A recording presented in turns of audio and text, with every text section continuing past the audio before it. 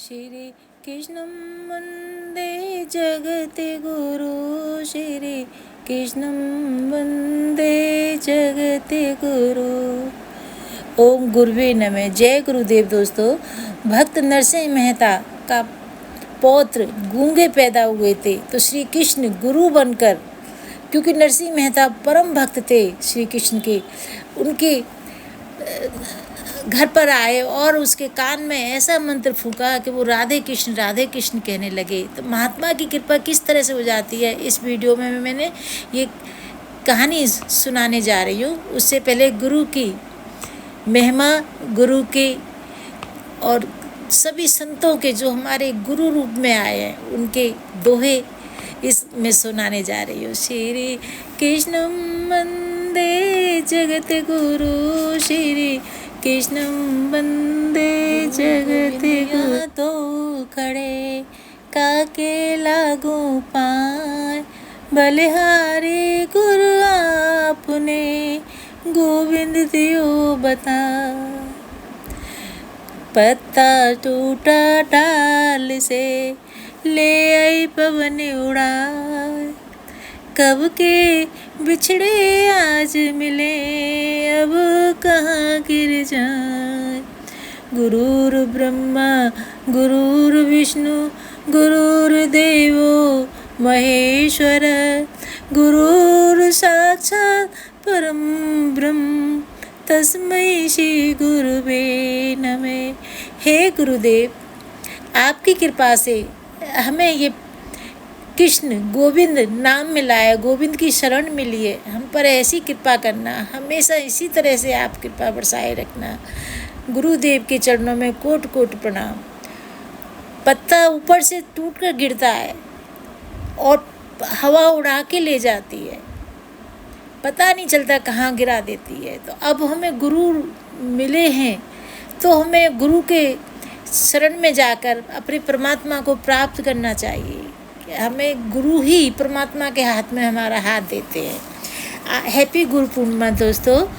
आज गुरु की पूर्णिमा के दिन मैं आपको एक महात्मा की कृपा, अभी कबीरदास जी के दोहे मैंने सुनाए, महात्मा की कृपा के बारे में सुनाना चाह रही हूँ।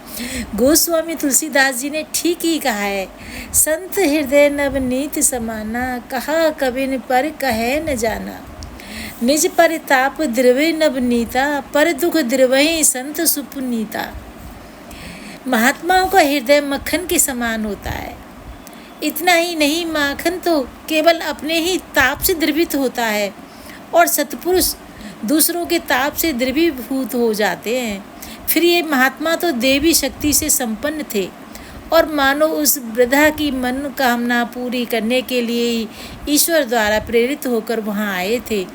उन्होंने बालक को अपने पास बिठाया, उसे एक बार ध्यानपूर्वक देखकर कहा, यह बालक तो भगवान का बड़ा भारी भक्त होगा।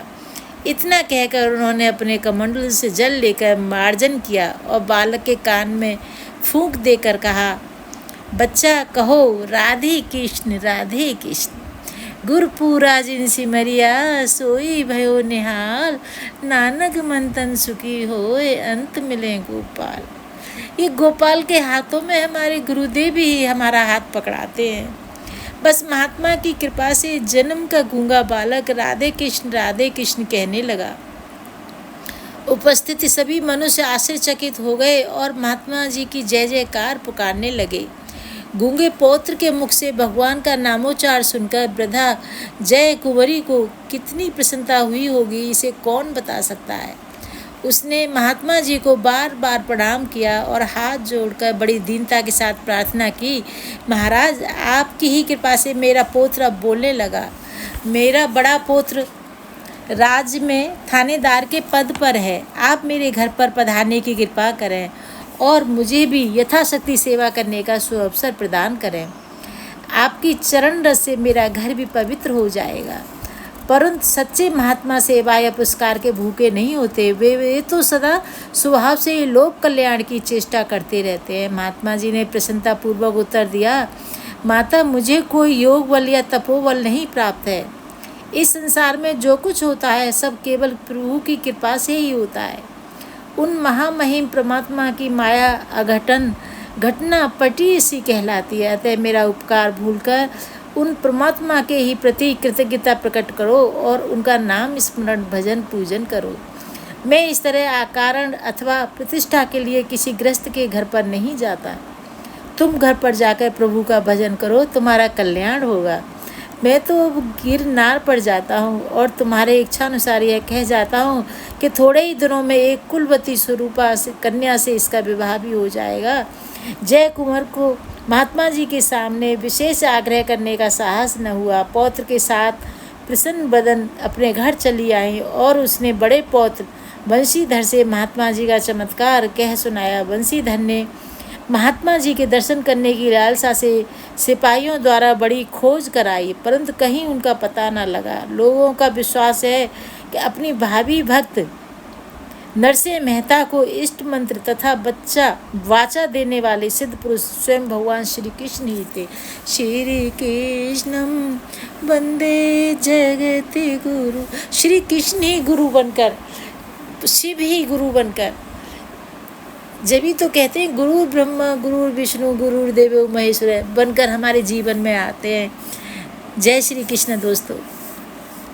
श्री कृष्णम वंदे जगत गुरु, श्री कृष्णम वंदे जगत गुरु, श्री कृष्णम वंदे जगत गुरु, श्री कृष्णम वंदे जगत गुरु।